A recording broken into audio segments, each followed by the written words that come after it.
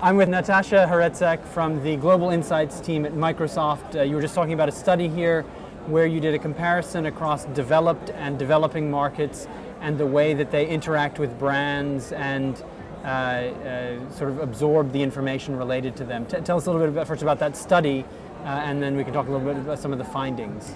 Well, so I think what we wanted to do with this study was understand how marketers can help consumers cut through the vast amounts of advertising content that exists today. So we wanted to answer three questions. How do consumers discover ads? What helps them, what drives engagement with advertising, digital specifically? And then what kind of action can you expect on the back of that engagement? And we wanted to compare whether there were any differences between China, Brazil we selected as the developing. Representatives of developing, okay. And then the US, the UK as the representatives of the developed. Okay, and did you find a big contrast between the way that consumers act in those two markets? Very much. So what was really interesting, and it says a lot about the cultural ethos of both countries, in the US and the UK, it's much more, excuse me, individually driven. So they're looking at things from their own perspective rather than more collectively? That's precisely it. So in the US, the UK, it's about meaningful, contextual, relevant advertising. So something that's interesting to me as a person, that helps me make better decisions and helps me feel more in control. Whereas, and we call it serendipitous, just happened to stumble across something that was meaningful and relevant to me. Whereas in China and Brazil, it's a bit more about that kind of collective mentality. It's about the social endorsement, having somebody either that I know personally, like a friend or a family member or a trusted advisor, an influential, tell me through social communication that this is a great brand, this is a great product. If they say it's a great brand or product, then maybe I should pay attention to it. So does this mean that in the developing markets, Brazil, China, there is a more preeminence or more importance for social than there is in US, UK? I don't think there's necessarily more importance, but I think for people to gain that initial trust and to find that point of entry from a communications perspective for a brand, launching it through social immediately gives you the validation of the collective. Whereas in the US and the UK, for me to go social, it actually has to be relevant to me. So tell me why I should even communicate about this brand or product to my friends. And that's established by providing relevant, meaningful information about the brand.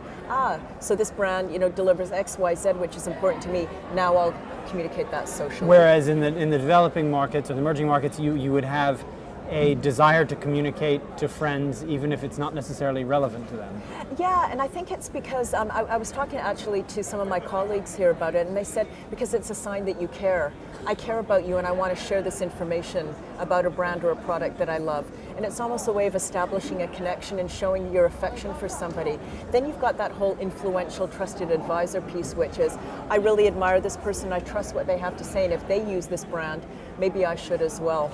Right, okay, so that means the point of entry in a developed market is more about, you had the sort of a matrix of entry in developed versus developing. In developed it would be contextual, basically what we would call contextual relevant advertising. So I'm searching for holidays, tell me about a holiday. Exactly, or you notice that I've been browsing the Saks Fifth Avenue website, suddenly lo and behold there's an ad for a shoe sale at Saks. Oh, I just happened to stumble across this ad telling me that I can get 70% off designer shoes. So then I communicate that to my friends, hey, guess what, there's this great sale at Saks. Whereas in the developing markets? So in the developing markets, somebody might come up to me and say, like a good friend or maybe a movie star whom I admire would say, Saks has the most fantastic shoes, the widest selection of designers, and the shoes are on sale. And then I happen to see the ad for Saks, notice that there is a 70% off sale, so I go to the sale. But it's that personal endorsement. I think one key reason for why brands need that endorsement in Asia, well in China specifically, is because so you take a brand like Johnson & Johnson's baby oil. In Canada where I grew up, my mother may have used that brand on me when I was a child, and so there's that tradition and that legacy, and I use it on my child. Whereas in China, a lot of these brands are brand new. There isn't that legacy and the tradition, so I don't have that relationship with the brand. But if you, as a father, tell me that you use that brand on your child and you love it and your child's skin is soft, then that suddenly becomes the replacement for that legacy and that sense of history that I would have had. So the in social last- context becomes legacy, in fact, Yeah, it does. by proxy. By proxy, it does, or at least replicates that need to feel kind of a sense of trust and shared Intimacy. experience and intimacy with the brand. Did you look at all into different sectors or segments, the purchase of a car, the purchase of a... Not in this research, but we have with another piece of research, which we call the consumer decision journey, where we look at what drives decision making across the purchase journey for skincare, hair care, snacks for CPG, and autos. And Very different categories. we did it precisely to validate the framework. Okay, 'cause and- we thought if the framework holds up for snacks and for for cars, cars. we know we've got a good framework. Okay, and what was the finding? Well, the findings are a little bit different, and it's a fairly complicated study. But I think what provided interesting validation for this study is that in China and in Brazil, people seek advice from other people first when making a decision to buy a car. So what kind of car do you have? What kind of car do you like? Oh, you like a Lexus. Oh, you like a Mercedes. Then suddenly I start investigating those car brands. Whereas in the US and the UK, I immediately go to the manufacturer's websites. I immediately start reading car magazines. I go to more official sources of information. So again, social validation ahead Yes. of something external. Yes.